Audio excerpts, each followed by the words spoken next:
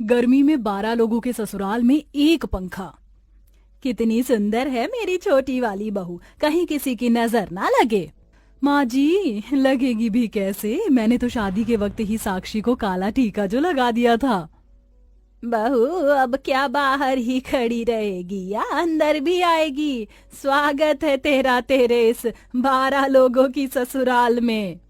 अपनी दादी सास निर्मला की बातें सुन साक्षी के कान एकदम खड़े हो जाते हैं। जिसके बाद साक्षी जैसे ही अंदर आती है तो अब उसकी आंखें भी बड़ी हो जाती हैं। हे भगवान, ये मेरी किसके घर में शादी हुई है?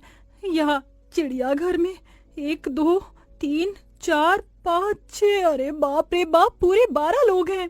साक्षी 12 लोग से भरे अपने ससुराल को देखकर मन ही मन परेशान होने लगती है। जिसके बाद साक्षी हॉल में जाकर बैठ जाती है। साक्षी के इस 12 लोग के ससुराल में सिर्फ एक ही पंखा लगा था, जिसके चलते साक्षी को बहुत गर्मी लगती है। एक तो ये गर्मी, ऊपर से भारी लहंगा, मेरी तो जान ही निकली जा रही है। क्या करूं? इस पूरे घर में तो बस एक यही पंखा है, ना जाने इतनी गर्मी में इस एक पंखे में कैसे गुजारा होगा। थोड़ी देर में ही रात हो जाती है। जिसके बाद साक्षी की नंद आरती साक्षी को घर के कोने में रख के एक खाट के पास ले जाती है और उसे वहां बिठा देती है। तुमने मुझे इस खाट पर क्यों बिठा दिया है? भाभी, अब से आप और भैया इसी खाट पर सोना, हम सब लोग जमीन पर सो जाएंगे। एक ही कमरे में क्यों? क्या कोई दूसरा कमरा नहीं है? भाभी, हम सब लोग तो इस एक कमरे में रहते हैं, एक और छोटा सा कमरा है तो उसमें हमने रसोई बना ली। इसी खबर को सुनने की कमी रह गई थी। वाह रे वाह, मेरी किस्मत।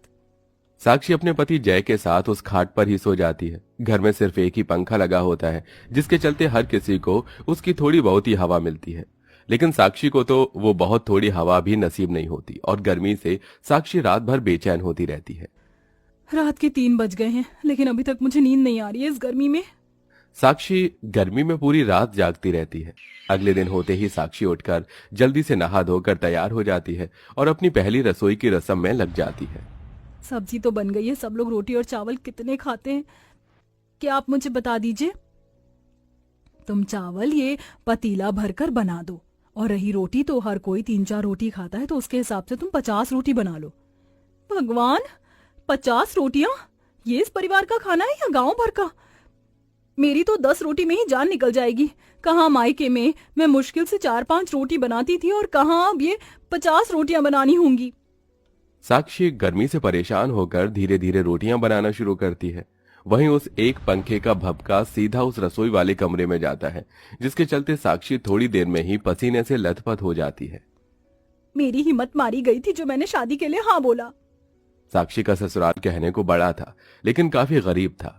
साक्षी भी एक गरीब परिवार से ही थी, लेकिन उसके घर में एक छोटा सा कूलर और बहुत ही कम लोग थे, जिसके चलते उसे ज्यादा परिवार और गर्मी में रहने की आदत नहीं थी।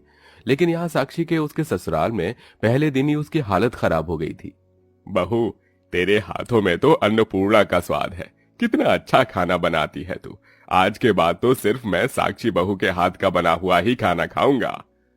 और मैं भी भाभी, एक काम करो, अब आप मस्त बढ़िया सी कड़क चाय बना दो, मजा आ जाएगा पीकर।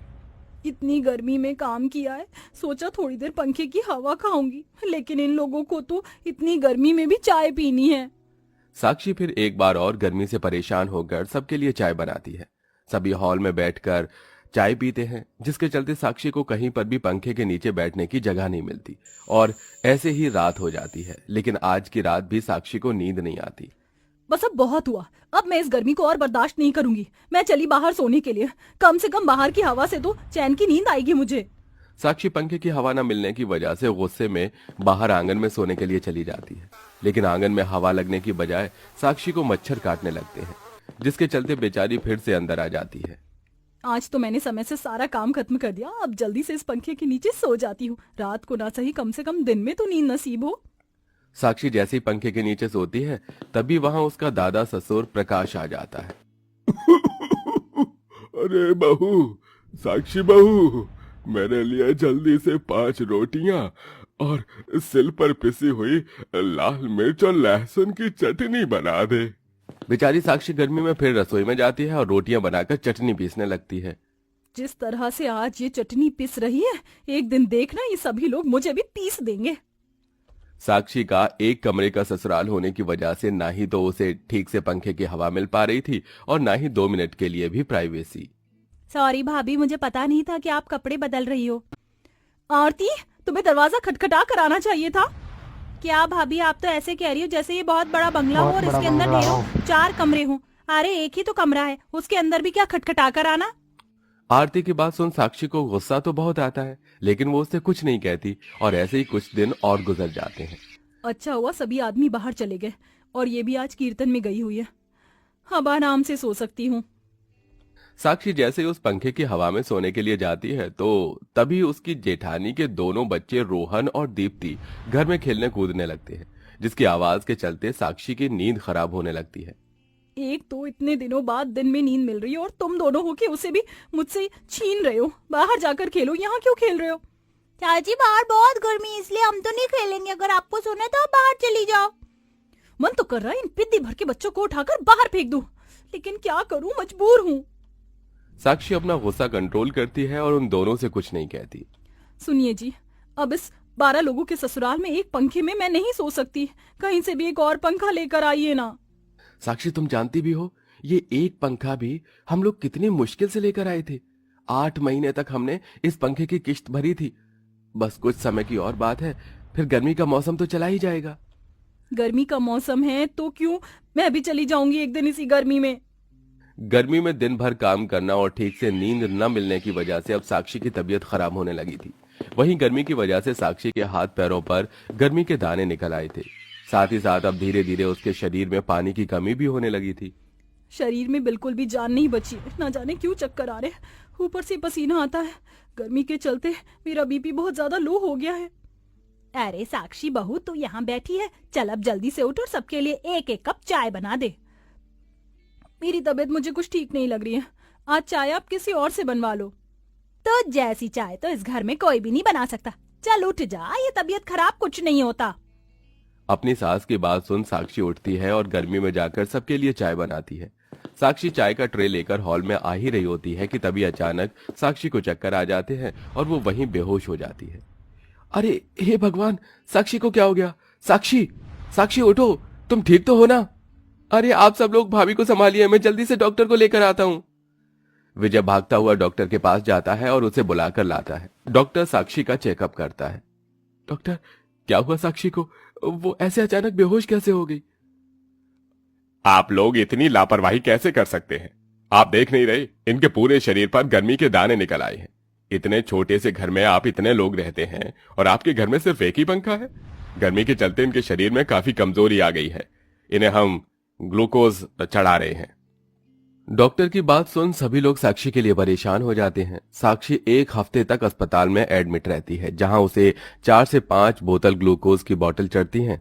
साक्षी की ऐसी हालत देखकर सबको बहुत दुख होता है। आप सब लोग माने ना माने, लेकिन आज जो भी साक्षी बहू की हालत है उसके जिम्मेदार हम हैं। हमने सोचा जैसे हमें एक साथ एक पंखे के अंदर गुजारा करने की आदत पड़ गई है, वैसे ही साक्षी बहू को भी पड़ जाएगी। लेकिन हम लोग गलत थे।